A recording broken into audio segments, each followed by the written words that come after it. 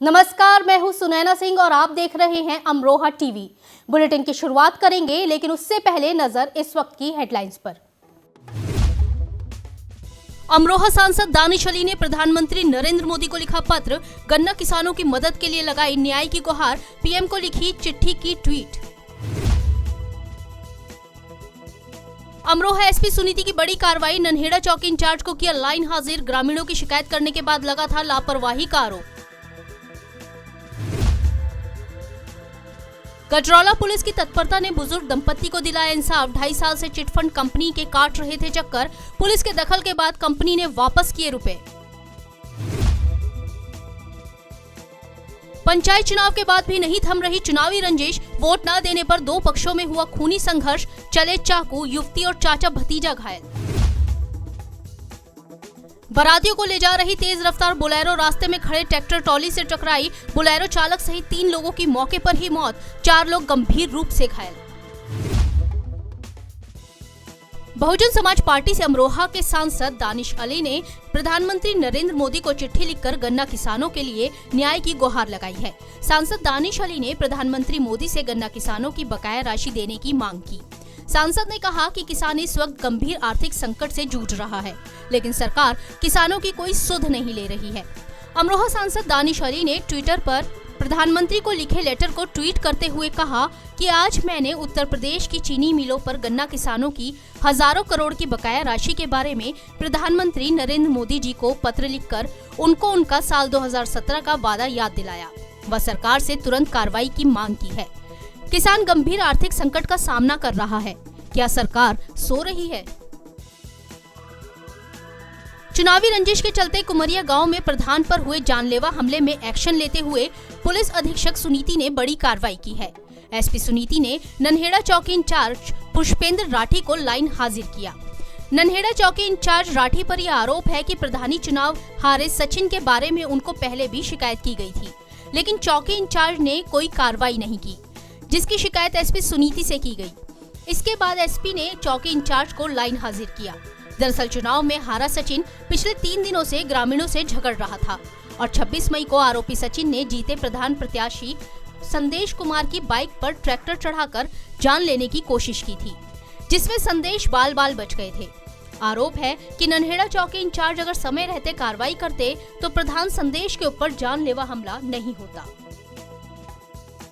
अपनी जिंदगी भर की कमाई को जमा करके सुरक्षित रखने के लिए हसनपुर के आदमपुर गांव निवासी बुजुर्ग जगवती ने चिटफंड कंपनी में अपना पैसा लगा दिया, लेकिन उनको क्या पता था कि जिस रियल ग्रीन कंपनी में वो अपना पैसा सुरक्षित समझ रही है, वक्त आने पर कंपनी उनको उनके ही पैसे देने में आनाकानी करेगी।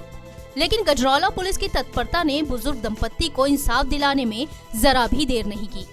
दरअसल रियल ग्रीन कंपनी में बुजुर्ग दंपत्ति ने साल 2016 में 1,08,000 रुपए जमा किए थे, जिसके बाद कंपनी को साल 2019 में 1,35,000 रुपए वापस करने थे, लेकिन कंपनी ने तय वक्त में बुजुर्ग दंपत्ति के पैसे वापस नहीं किए। जिसके बाद पीड़ित ने कंपनी अधिकारियों से बात की तो अधिकारी उन्हें झूठा आश्वासन देने लगे, लेकिन बुजुर्ग दंपत्ति को कंपनी ने उनके पैसे वापस नहीं दिए। 2.5 साल तक कंपनी और अधिकारियों के पास चक्कर काटने के बाद पीड़ित दंपत्ति ने पुलिस से मदद की गुहार लगाई।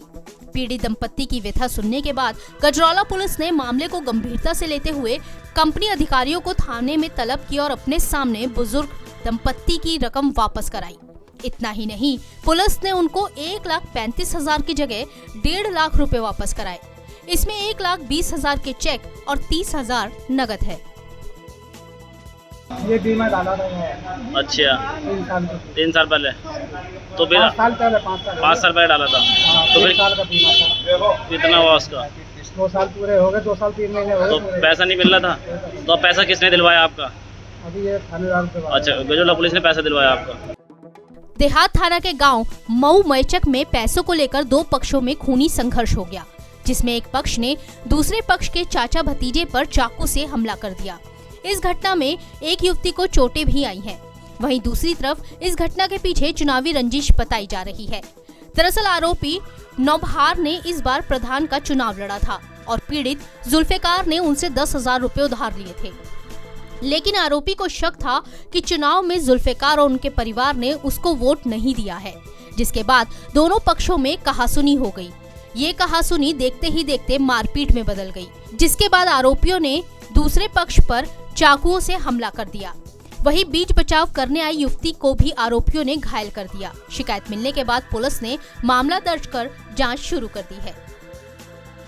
ये हमारे साथ में इन्होंने पहले तो हमने अभी एसपी ऑफिस में रिपोर्ट रखी इनके नाम की, ठीक है।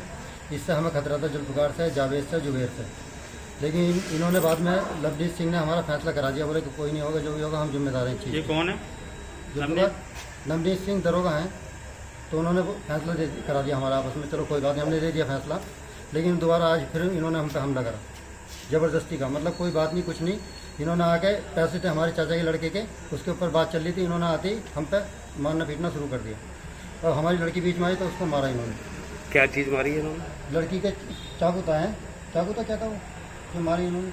चाकू थे, डंडे थे, चाकू थे, लेकिन उसको इसका गला भी दबा रहे थे लोग, लेकिन ये छुड़ा लिया हम लोगों ने, लेकिन इसके 2-3 जगह उन्होंने चाकू मार के छोड़ दिया हमको। तो ये प्रधानी के चुनाव का मसला है क्या? ये प्रधानी का नहीं था, हमारा वैसे ही मसला था, व्यक्तिगत हमारा कोई मतलब नहीं, पैसों का मामला सारा।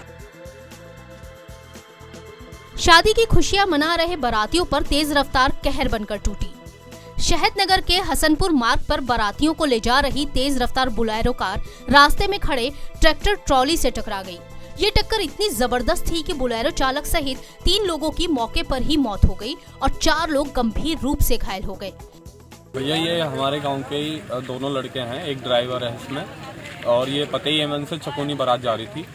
जो ये एक्सीडेंट हुआ है इसमें 2 लोग हमारे गांव के ही हैं और एक ड्राइवर है जो खत्म हुआ। फिलहाल इस बुलेटिन में इतना ही। अमरोहा की तमाम खबरों को जानने के लिए बने रहिए अमरोहा टीवी के साथ। नमस्कार।